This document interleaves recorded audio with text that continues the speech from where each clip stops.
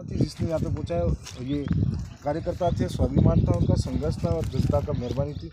बाकी हम सोच नहीं सकते, अपन भी सोच नहीं सकते। अपने भी पहले सोच हुआ करती थी कि चुनाव लड़ेंगे तो यार बड़ी बड़ी पार्टी के सामने कैसे जीतेंगे, करोड़पति लोगों के सामने कैसे लड़ेंगे। लेकिन ये सब एक सभी जनता, कार्यकर्ता और विचारधारा ने करके दिखाया। तो इसमें आप भारत आदिवासी पार्टी को, इसके अंदर भी आप सभी लोग सपना देख सकते हो कि मैं सांसद बन सकता हूँ, मैं एमएलए बन सकता हूँ, प्रधान बन सकता हूँ।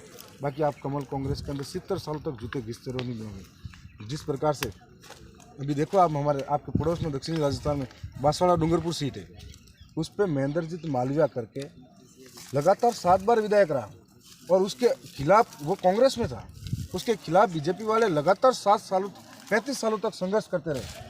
और फिर उसी बीजेपी वालों ने ये कहा कि ये भ्रष्टाचारी है, लेटर वायरल किया और इसके ईडी की जांच कराई जाए। और फिर उसको डर लगा या फिर भ्रष्टाचार का पैसा जाएगा इसलिए जेल में बैठना पड़ेगा, और बीजेपी में जुड़ा और जुड़ते ही वो साफ हो गया, भ्रष्टाचार के दाग हट गए। लेकिन सवाल ये है कि 35 सालों तक जिन्होंने उसके सामने संघर्ष किया, उनका संघर्ष खत्म हो गया पल भर में, उसको टिकट मिल गई।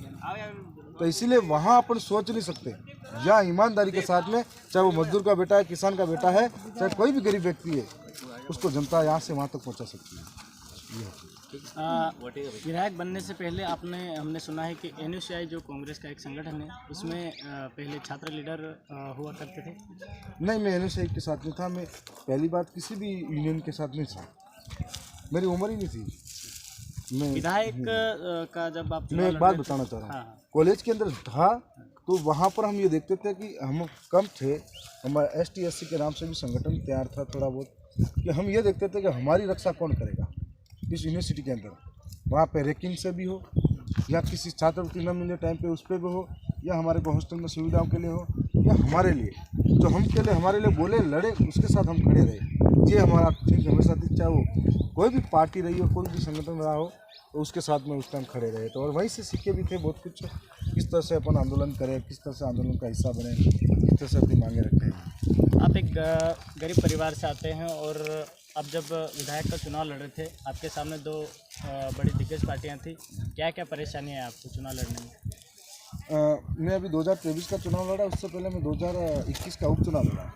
समस्या तब पैदा हुई, उपचुनाव तो लड़ा तब पहली बार मैं जोश में सबका सहयोग भी रहा था, घर परिवार से भी रहा, जितना हो सके जिसने भी सहयोग किया।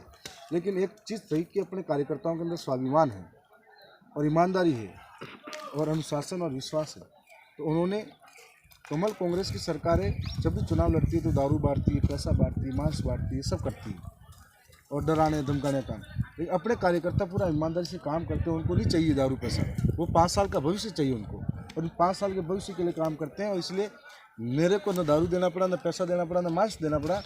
और साथ में उन्होंने, चाहे कोई अहमदाबाद से काम कर रहा है, चाहे कोई अनाज बेच रहा है, तो उन्होंने अपने अपने पैसे भी दिए होंगे और उसके बाद में प्रचार किया उन्होंने। और उनकी वजह से मैं 2nd पोजीशन पे उस टाइम रहा, मात्र 25 साल की उम्र थी, और राष्ट्रीय पार्टी में से बीजेपी 3रे नंबर पे गई थी।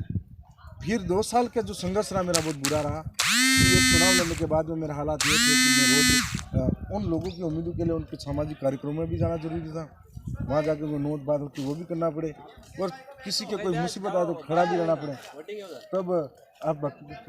तब मेरे साथ ये स्थिति थी कि मैं किस तरह के प्रयास करूँ। तो फिर भी मेरे कुछ साथी ने सहयोग किया था, जब भी जिस मोड़ पे था बुरे वक्त में, कि 5-50 का भी, और ऐसे भी लोग थे जिन्होंने कार्यक्रम में भी बुलाया, लिफाफा भी मेरे लिए तैयार रखा और दिखाने के लिए सबके सामने लिफाफा भी नहीं दिया। अभी आप चुनाव जीत गए हैं, तो आपकी विधानसभा की जनता को और आदिवासी समाज को क्या मैसेज देना चाहते हैं?